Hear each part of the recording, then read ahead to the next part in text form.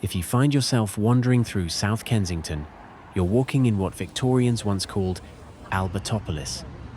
This name honors Prince Albert, Queen Victoria's beloved husband, whose passion for science, the arts and industry transformed this part of London. It all began with the Great Exhibition of 1851, held in Hyde Park. Albert was the driving force behind it, and when it proved a success, the profits were used to create a district dedicated to culture and learning.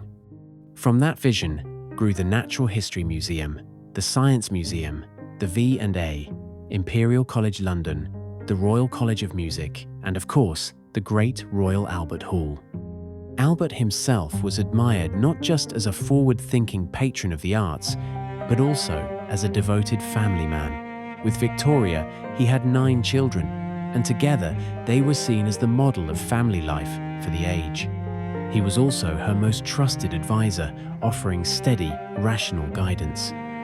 His death, at only 42, came as a terrible shock. The Queen mourned him deeply for the rest of her life. Across from the Royal Albert Hall, you'll come across the most striking reminder of her love for him, the Albert Memorial.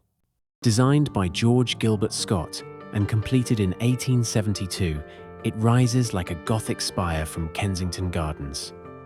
At its heart sits Albert, gilded in gold, holding a copy of the Great Exhibition catalogue.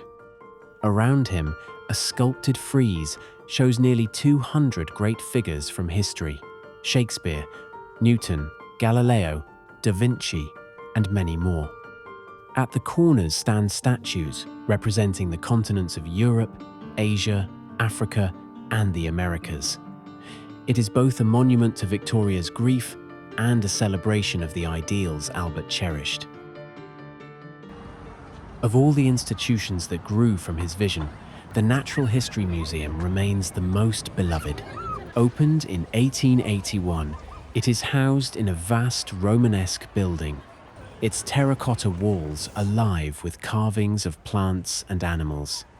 Originally, these collections were held by the British Museum, but the space soon proved too small, and a new museum was built here in South Kensington by the architect Alfred Waterhouse. Step inside today, and the first thing you'll see is Hinsey Hall, where the skeleton of a blue whale hangs dramatically from the ceiling, a powerful symbol of conservation and the fragility of life on Earth. Beyond lie galleries that delight visitors of all ages.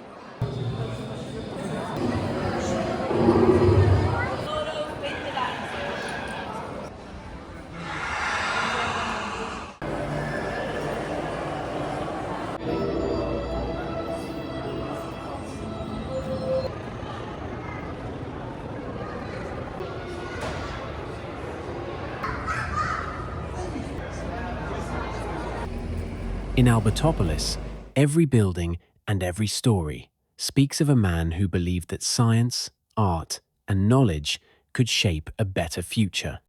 And more than 150 years later, that vision still draws millions of visitors to South Kensington every year.